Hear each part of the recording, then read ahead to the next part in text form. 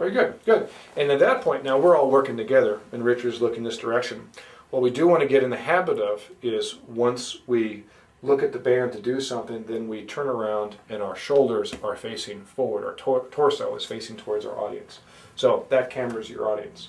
So just keep in mind as you're playing, after you're giving any signal to the band, then have your shoulders towards the audience. That way when we do any signals like breaks and such, then when I see your shoulders turn back, pretending I'm behind you, supporting you, when your shoulders turn back, even if I'm looking at the floor, I see your torso moving in my peripheral vision, then I look up and I know, okay, he wants to give me a signal.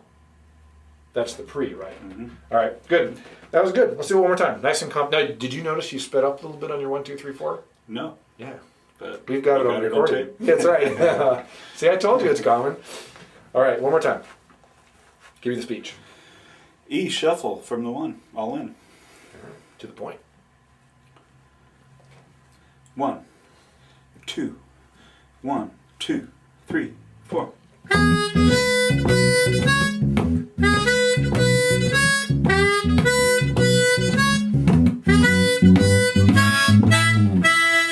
Good. That was very clear. Better? Yeah, that was great. Yeah, you still sped up on your 1, 2, 3, 4. That's something you can work on. Yeah. I've got a metronome you can borrow. All right, so that's from the 1. Our next place is going to be from the 5. So if you look at your PDF, the third line, 1, 2, 3, where it says Roman numeral 5, that's from the 5 chord.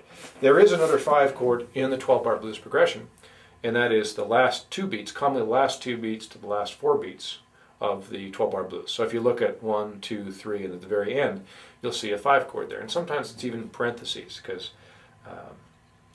that depends on where the 5 chord happens. And believe it or not, there isn't always a turnaround. There isn't always a 5 chord at the end there. They just keep it on the 1 chord.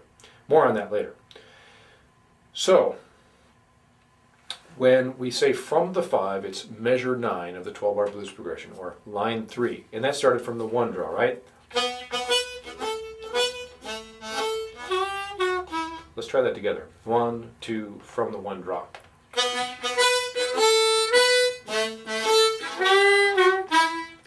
There's it, and the turnaround would be involved in that. Now there was a pickup too, right? Yes.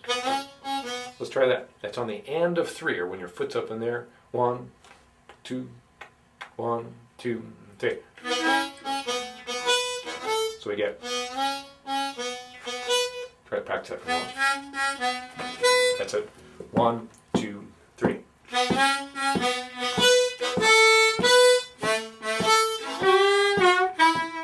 Good, yeah. Whether you put that pickup in there is totally up to you. So let's practice for a moment playing from the downbeat, the 5, right on the 1 draw, no pickup. So we say the speech, the same thing, it's E, shuffle, so that hasn't changed. What has changed is now we're starting in a different place from the 5, all in. It becomes more important here because it is very common to start from the 5 by yourself and the band comes in later. We're going to cover that. So with that in mind, this is where all in becomes a little bit more important. But so if you get in the habit of just saying all in when you want the band to start with you, then it's going to be easier to remember. All right, so here we go. We say E, shuffle from the 5, all in, and count the same count you did before. Don't play the pickup. Just go 1, 1, 4, dun, dun. All right, give me the speech. Okay. E, shuffle, all in on the 5. All right.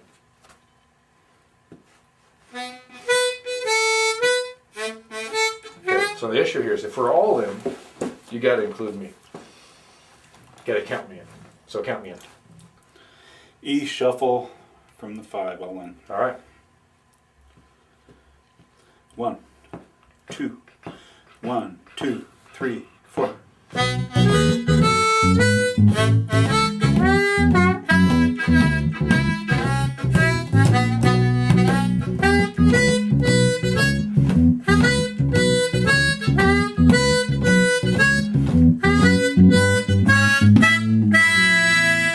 Very good. Very, very smooth. Good.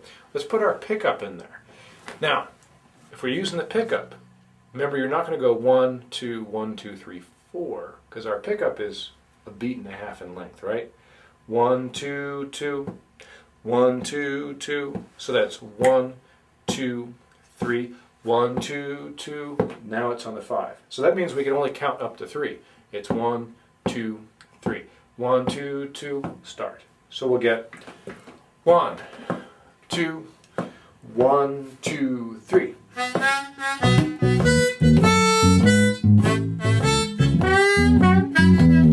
Very good. So in this case, the band can continue your count. Hopefully they can count to 4. The idea is, though, if you have a pickup, you need to account for that in your counting. This is the third most common problem on the bandstand when starting a song. With that in mind, let's go back to the beginning. We have a pickup, right? So ba-do, ba-do, da-da. So if you look at the 12-bar blues progression, the last 3 notes, 1, 2 to 2 blow to 1, 2, that's a pickup to the return. I know it's separated, but it's just how music notation works, right? Mm-hmm. Practice that. Good. So if we go back to from the 1, we have E, shuffle, from the 1, all in. Everything's the same. 1, 2, 1, 2, 3, ba-do, ba-do, ba-da. Now, do you call that anything? Do you tell the band, I'm going to play pickup? No, they don't need to know that. Playing with a blues band is the art of saying what you need to say and not saying something that doesn't have to be said. You could say it. Do you need to say it? No. Then we drop it out. It's like going on the bandstand and saying, what's the song you're working on? This is something recently. It comes Low Down? Low Down. All right, so it's a Kim Wilson song, Low Down. It's got a gazillion choruses, right? I don't know, it's like 13, 14, 15 choruses. Let's say that we know it's 15 choruses. I'm not sure, but we'll assume it's 15 choruses. Is it of any help to tell the band, we're going to play 15 choruses and then end the song? No. No, because the 12-bar blues just keeps repeating, right? So why do you need to tell them when you're going to end if you can raise your hand in the proper spot and signal to them to end, right? Mm-hmm. So when we give our count in the beginning, or before the count, we give our speech in the beginning, it's important that you don't do what we call arrangements while you wait, where you're giving so much information before the song starts. Because what happens is the more directions you can give up to maybe 5 pieces of information. Beyond that, their brain starts floating away as you're talking to them.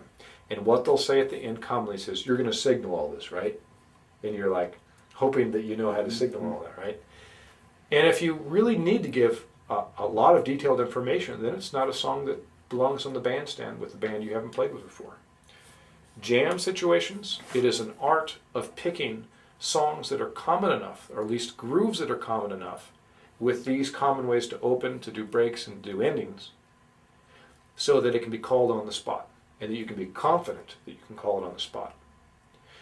So we have jam session is the hardest, so we train for jam session. Anything else will be easy. So jam session. The next one is to play in a sit-in situation, but with a professional unit. In other words, jam session, you don't know what members are going to be there, right? Where if you go to see John Garcia and his band, and he asks you to sit in, you're playing with his band. And they're very attentive to working with you. They asked you to come in, right? It's not like a jam band when they're all there to have a good time, and they might all have their own motives, right? So if you're playing with the John Garcia Blues Band, then you're still going to use all the same signals, but it's going to go over so much more smoothly. So what you train for in the jam session will be really, really refined for the performance sitting with a professional band.